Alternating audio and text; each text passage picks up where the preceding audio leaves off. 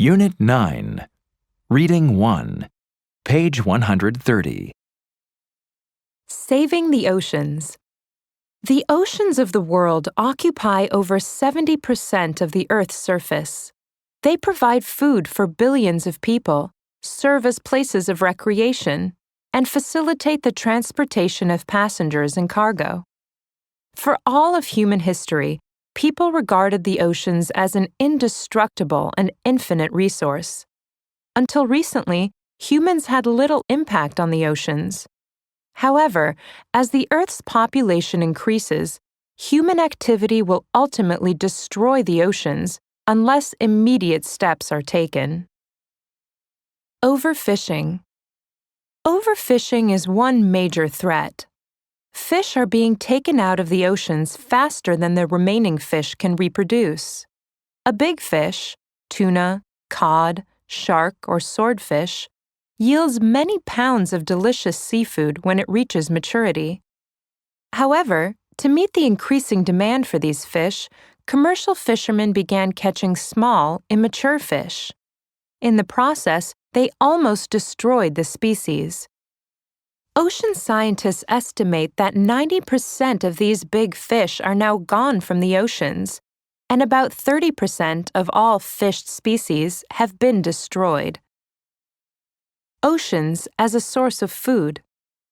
Of the Earth's 7 billion people, over 1 billion rely on fish as a source of protein. Billions more eat fish frequently because of its health benefits and its good taste. Throughout the world, food from the sea provides between 5% and 10% of the total food supply. But when fish disappear from the oceans, they will also disappear from our dinner plates. The impact on those who rely on fish could be malnutrition or even starvation. How humans impact oceans. Humans are impacting ocean life not only by what they take out of the oceans, but also by what they put into the oceans. Carelessly discarded cans, bottles, plastic cups, and baby diapers find their way into the stomachs of fish, often killing them. Toxic chemicals and industrial trash are also discarded into the oceans, either accidentally or thoughtlessly. Such conduct pollutes the water and kills sea life. Spills from a single oil tanker can contribute 200,000 tons of oil to the already polluted oceans. In the United States, an estimated 15,000 tons of automobile oil annually washes off roads into rivers and streams and ultimately into the sea. Along with the harmful oil, however, runoff also carries tons of nutrients in the form of plant matter, fertilizers, animal waste, and garbage that can be traced to cities, farms, factories, and forests. Poisonous algae and bacteria, microscopic plants and animals, in the ocean feed on the nutrients. As the runoff increases, the aggregation of algae and bacteria increases, further eroding the marine environment. Small fish that feed on the algae and bacteria are sickened or killed by the poisons they contain. When larger fish feed on the smaller ones, they too are sickened by the poisons. Ultimately, humans who eat the flesh of poisoned fish will be sickened too. Steps that can save the oceans. Are healthy oceans compatible with an industrialized world? What can be done to terminate the steady destruction of the oceans? Among other steps, countries can set limits on the number of fish that fishermen can legally catch. Governments can also create sea reserves, areas where fishing is temporarily banned until the fish population increases. Commercial enterprises can develop open ocean aquaculture to grow fish in underwater cages miles from land. And individuals can refuse to buy fish in restaurants and markets if the species is threatened.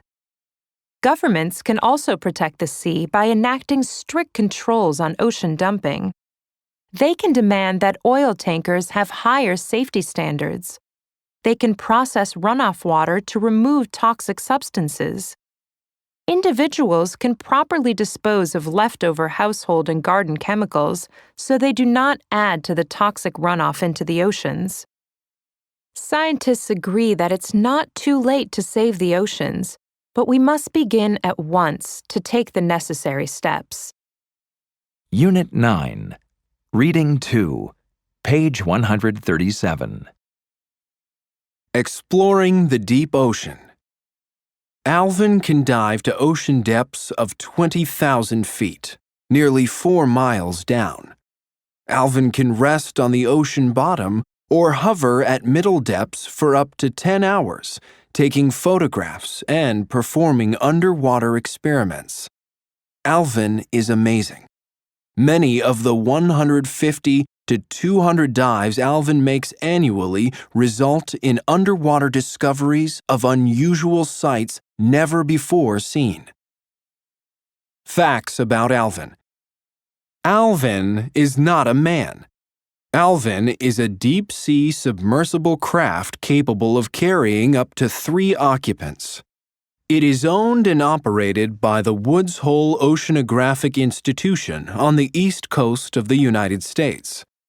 Alvin was built in 1964, but it has been upgraded and reconstructed many times since then.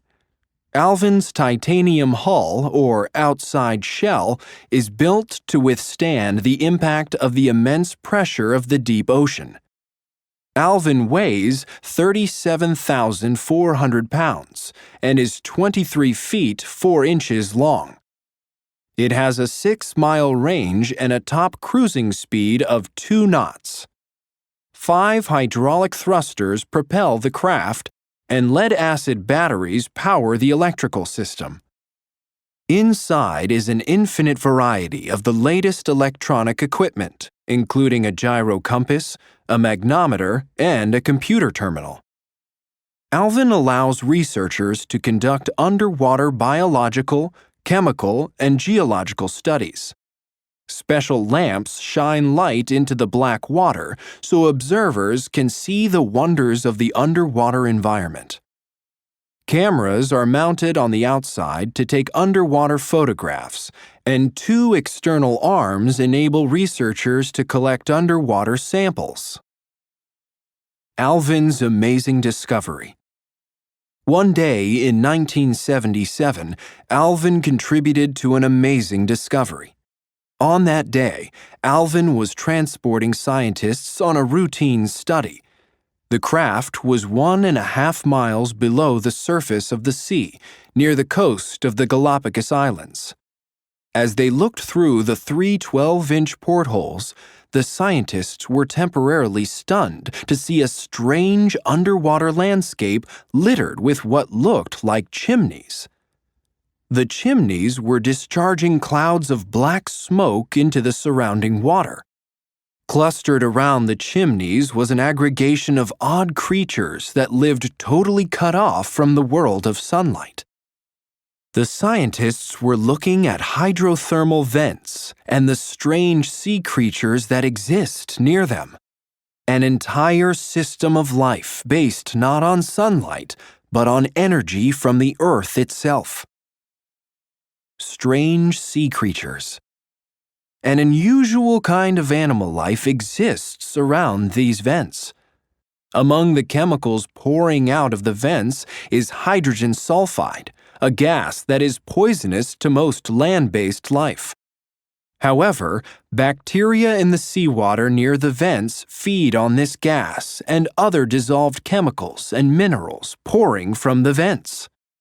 Then, tiny animals feed on the bacteria, and these tiny animals ultimately become food for still larger animals. Giant red and white tube worms 8 feet tall cluster near the vents and dominate the scene.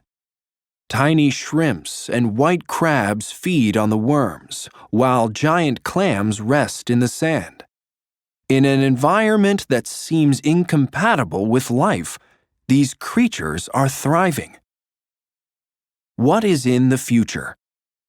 Since the first vent was discovered in 1977, hundreds of other vents have been located in oceans around the world. In 2008, a cluster of 5 vents was discovered in the Atlantic Ocean between Greenland and Norway. Some of the sites are inaccessible, so scientists have not been able to study them all. However, scientists are planning to trace the development of vents by revisiting some they studied earlier. They want to find out if the vents will erode or remain active over time, and if the odd creatures will change.